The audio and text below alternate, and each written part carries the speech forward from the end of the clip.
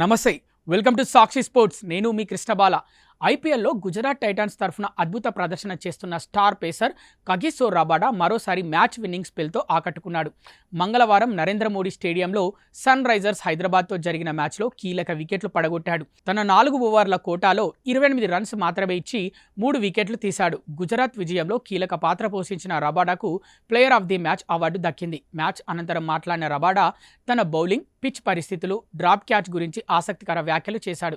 Match ఆరంభంలోనే కీలక క్యాచ్ను వదిలేయడంపై Rabada స్పందిస్తూ, ఆ బంతి స్పీడ్ను నేను సరిగా అంచనా వేయలేకపోయాను, అందుకే వెంటనే రియాక్ట్ కాలేకపోయాను. అది చాలా కీలకమైన వికెట్.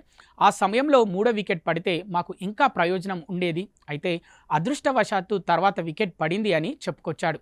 ప్రతి సీజన్లో తాను జట్టు కోసం తన శక్తి వంచన లేకుండా ప్రయత్నిస్తానని చెప్పాడు. నేను ఏ జట్టులో ఆడినా ఆ జట్టు కోసం నా వంతు అత్యుత్తమ ప్రదర్శన ఇవ్వాలనుకుంటాను.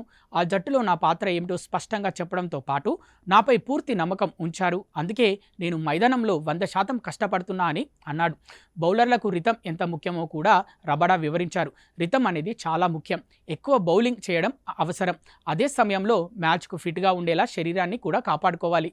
సరైన రితం దొరికితేనే బౌలర్గా పూర్తి స్థాయిలో ప్రభావం చూపగలుగుతాం అని చెప్పాడు. పిచ్కు అనుకూలంగా బౌలింగ్ చేయడమే తమ విజయ రహస్యమని వెల్లడించాడు. ముందుగా పిచ్ ఎలా ఉందో అర్థం చేసుకోవాలి, దానికి తగ్గట్టు బౌలింగ్ వేయాలి. ప్రతి బౌలర్కు ప్రత్యేకమైన బలం ఉంటుంది. ఆ బలాన్ని ఎంతవరకు ఉపయోగించుకోవచ్చో చూడాలి. ఒక ప్లాన్ పనిచేయకపోతే మరో ప్లాన్కి మారాలి. మేము అదే ప్రయత్నించామని రబాడా చెప్పాడు. అహ్మదాబాద్ పిచ్పై హార్డ్ లెంత్ బౌలింగ్ కీలకమైందని రబాడా స్పష్టం చేశాడు. ఈ పిచ్పై ఎలా బౌలింగ్ చేయాలో సన్ రైజర్స్ హైదరాబాద్ బౌలర్లు మొదట చూపించారు. ఆ తర్వాత మేము అదే ప్లాన్ను ఇంకా మెరుగ్గా అమలు చేయడానికి ప్రయత్నించామన్నాడు.